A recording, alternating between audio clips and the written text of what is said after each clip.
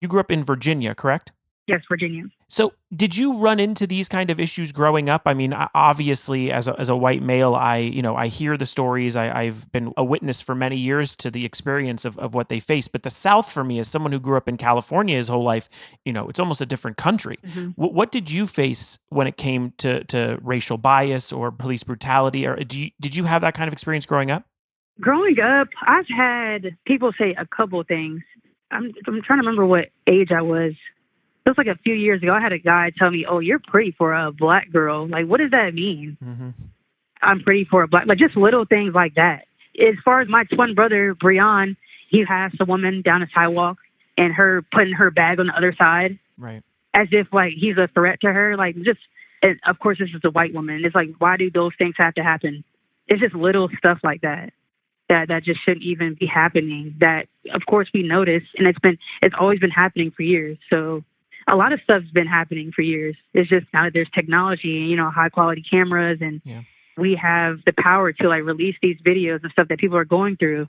Like the man who just passed away at the Wendy's Yep. 2 nights ago, the cops shot him in the back like while he was running away. Like it's just stuff like that should not happen, and those cops should be held accountable for their actions.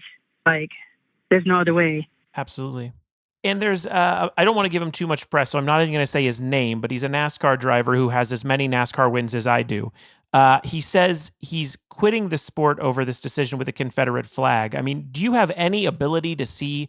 Because I cannot, and I try always to put myself in other people's shoes to just at least acknowledge where maybe this comes from. I mean, I can't fathom feeling that kind of passion for something that means has a definition to other people that's so much different, and so I guess it's just discriminative. Like, do you know what they even have a connection with? At the end of the day, that just looked really, really bad. Like him doing all that. Yeah. Like there's a lot of things that happen in the world that we don't like. There's going to be things that happen that we all might not agree with, but you don't have to act like that. And that just shows a lot about his character. So, I mean, like I said, I'm not a fan of people like that Hmm. who act as such. So he kind of had his little hissy fit or whatever, and he's too grown to be doing all that. That's right. I do want to point out too, like, with your tweet going viral and obviously how much publicity Bubba Wallace is correctly getting, are there other people in NASCAR that we should know about? Is there other, I mean, this Drive for Diversity program is obviously awesome. I mean, should we know about other minorities sort of coming up in NASCAR? Yeah. So, my roommate now, she's from France. Her name is Delonda. Hmm.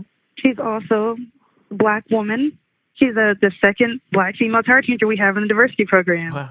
which is really, really cool. I mean, everything you two are doing, I mean, especially you, because I think you probably got your start in NASCAR a little earlier than her, but like everything you do, every small event, every accomplishment that you're kind of achieving, it's the first of its kind.